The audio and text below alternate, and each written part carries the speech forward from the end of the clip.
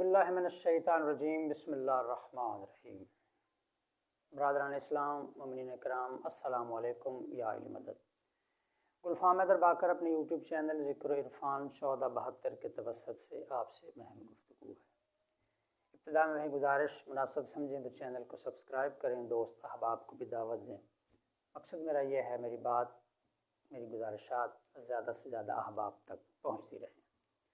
احباب گرامی، سلسلہ گفتگو معروف، عظیم اور شعراء فاخ شخصیات جو تاریخ میں مذکور ہیں، ان میں سے ایک شخصیت کا مختصر تعارف اور ان کے حوالہ جات، ان کو خراج عقیدت۔ حشام بن حکم الکوفی، پورا نام ابو محمد حشام بن حکم الکندی الشیبانی الکوفی، کوفہ شہر کے رہنے والے معروف شہری، پیشے کے اعتبار سے کوفہ کے معروف ترین تاجر تھے۔ خاص ان کی صلاحیت اور قابل ذکر یہ ہے محمد و آل محمد کے دامن ولایت سے متمسک تھے۔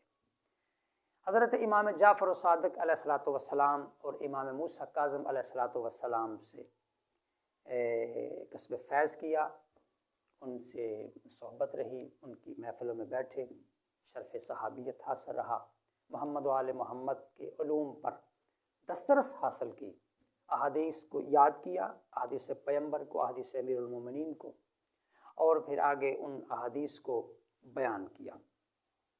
خاصیت ان کی یہ تھی، انتہائی اعلیٰ درجے کے ماہر علم الکلام، حاضر جواب، دانشور اور عظیم مناظر تھے۔ جناب حشام بن حکم کوفی کے مناظرے اور ان کے مباحثے تاریخ میں بہت زیادہ مذکور ہیں۔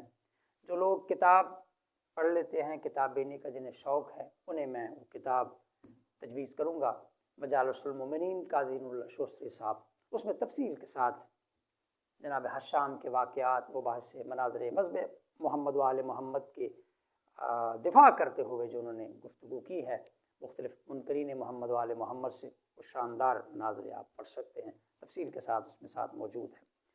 چونکہ یہاں سوشل میڈیا پہ ویڈیو کرنے کے لیے یوٹیوب پہ خاص طور پہ ایک ہدایت دی جاتی ہے دوست احباب کی طرف سے کہ ویڈیو کی ڈیوریشن کو، دورانیے کو کم سے کم رکھا جائے، تو میں نمونے کے طور پہ، مثال کے طور پہ دو چھوٹے چھوٹے ان کے مناظر مباحثے وہ آپ کو عطیہ کرتا ہوں۔ پہلے کسی نے سوال کیا جناب حشام سے کہ اچھا یہ بتائیے آپ، معاویہ جنگ بدر میں شامل تھا؟ کہا ہاں ہاں بالکل شامل تھا، مگر کافروں کی طرف سے۔ آپ اندازہ کریں کہ ایک ہی جملے میں مختصر سوال کا مختصر جواب اور جامع جواب، ایک جملے میں سوال کا جواب دے دیا۔ یحییٰ بن خالد برمکی، یہ عباسی خلیفہ ہارون رشید کا وزیر تھا۔ اس نے ایک مرتبہ حشام سے، جناب حشام سے سوال کیا کہ حشام، آپ کہتے ہیں کہ نظام کائنات وقت کی حجت، وقت کا امام چلاتا ہے، آپ ان سے ہدایات لیتے ہیں، تو اس وقت جو آپ کے زمانے کا امام ہے مذہب آل محمد کے ماننے والوں کا، وہ امام موسیٰ کاظم ہے، تو امام موسیٰ کاظم علیہ السلام تو ہارون رشید کے زندان میں ہیں، قید میں ہیں، اور تمہیں یہ بھی نہیں پتا وہ زندہ ہیں، یہ وفات ہو گئی ان کی، ان کے بارے میں تمہیں کوئی خیر خبر ہی نہیں، تو اب تمہارا شیعہ موقف کیا ہے؟ جس امام کی کوئی خیر خبر ہی نہ ہو، اس کے بارے میں ہدایت تم کہاں سے لیتے ہو؟ اور نظر امامت پہ یہاں تم کیا کہتے ہو؟ اب یہ سوال تھا۔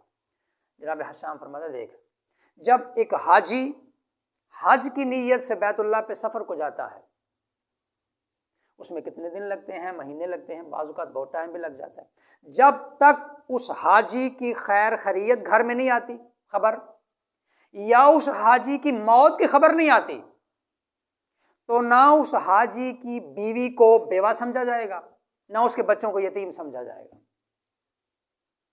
تو جب تک ہمارے امام کے بارے میں ہمیں کوئی خدا نخواستہ خبر بد نہیں آتی، تو ہمارا نظریہ یہی ہے کہ امام موجود ہیں، قائم ہیں، اور ہم ان سے توسل کر سکتے ہیں۔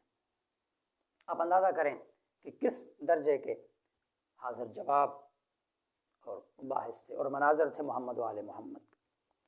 عربی زبان میں حضرت حشام بہت عظیم گراں قدر سرمایہ چھوڑا ہے۔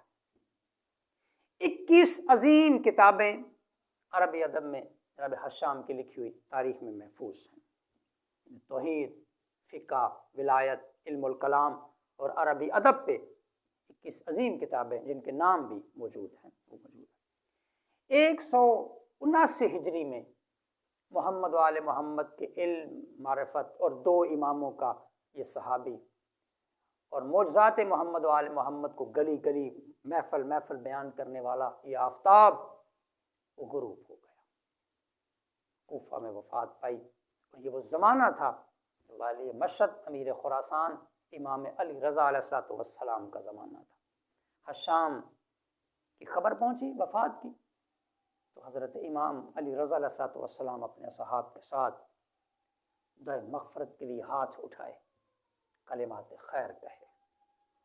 محمد و آل محمد کی بارگاہ میں ایسے عظیم لوگوں کی خدمات مولا قبول فرمائے اور ان کے چھوڑے ہوئے علم کے ورثے سے ہمیں استفادہ کرنے کی توفیق عطا فرمائے۔ السلام علیکم یا علم۔